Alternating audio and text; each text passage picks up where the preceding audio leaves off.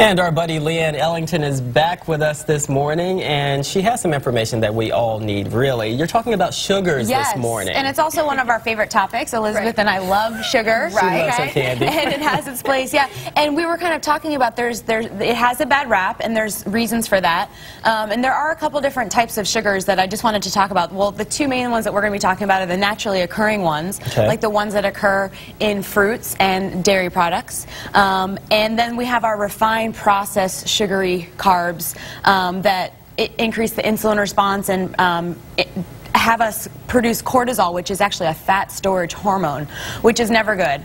Also causes those increase in energy, and then the crash, and then the hunger, and then the fat storage, and that vicious cycle. So when you're going to be working out, you do want some sugars, or do you? Yeah, well, here's the deal. We talk about how fat loss's greatest potential is when we're working at high intensities, okay? And our body has the potential to burn different types of fuel for energy, but at high intensity, it's burning carbs, and nothing but carbs, okay? And our body's really smart.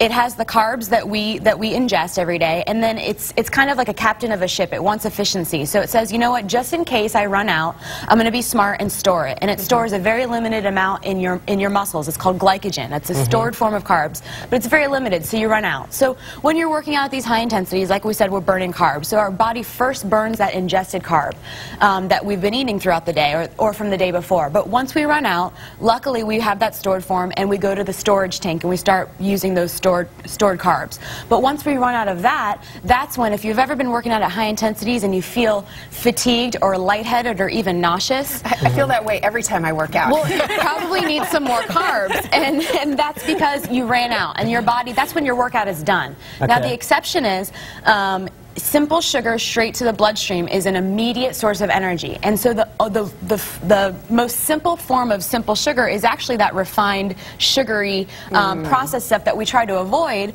But in exercise, it actually acts as immediate energy. It's straight to the bloodstream, gives you that immediate energy. So if you ever feel lightheaded and you have a sip of Gatorade or something, you'll literally perk up. That's why marathon athletes keep it by the sidelines. Other than at that time in your life or in your activity, it's just empty calories. It's excess sugars. But at that point in time, it can actually be used as a new form of energy. And one thing you have to keep in mind when thinking about sports drinks is that they do have a lot of sugar in them. So if you're working out and you need that immediate kick, that's a good thing, but just to drink it on a regular basis, you do need to know that there is a lot of sugar. Or even those protein bars, if you look at the nutrition information on the back, they're, you know, nutrition or fitness supplements or whatever, they will have a ton of sugar in them, you know, 13, 15 grams, something like that. And that's one of the things we need to get used to looking at is in the ingredients, as well as looking at the protein, the fats, the carbs, and the amount of calories. It's also looking at the amount of sugars. Now, one thing, if you do see something that has, for example, Greek yogurt, which is a great superfood, it's got a ton of protein, it's got 9 grams of sugars, but that's because all dairy products are a natural occurring sugar. It's called maltose. Just like fruit is a naturally occurring sugar, it's called fructose. So those natural sugars, they have a lot of the nutrients and the vital things that we need to live every day, but it's those refined, processed sugars that aren't natural, that don't come from the earth, basically,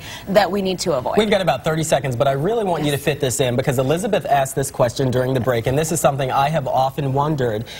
The sugar that is in fruit, can you eat too much fruit? You know, you go to your doctor and your doctor tells you can have all the fruit you want, but then you hear how much sugar is in fruit. Exactly, and fruit is fructose, and it's that naturally occurring sugar, but at the end of the day, it's still calories. So you can gain body fat by eating too much broccoli, chicken, and brown rice, because it's too many calories. Now, you can get more bang for your buck because you have all the added fiber and nutrients. You know, if you try to eat 50 calories of broccoli, 500 calories of broccoli versus 500 calories of a brownie, easy to eat 500 calories of brownie because it's very calorically dense. The broccoli, it would be literally 10 cups of broccoli. You'd probably vomit.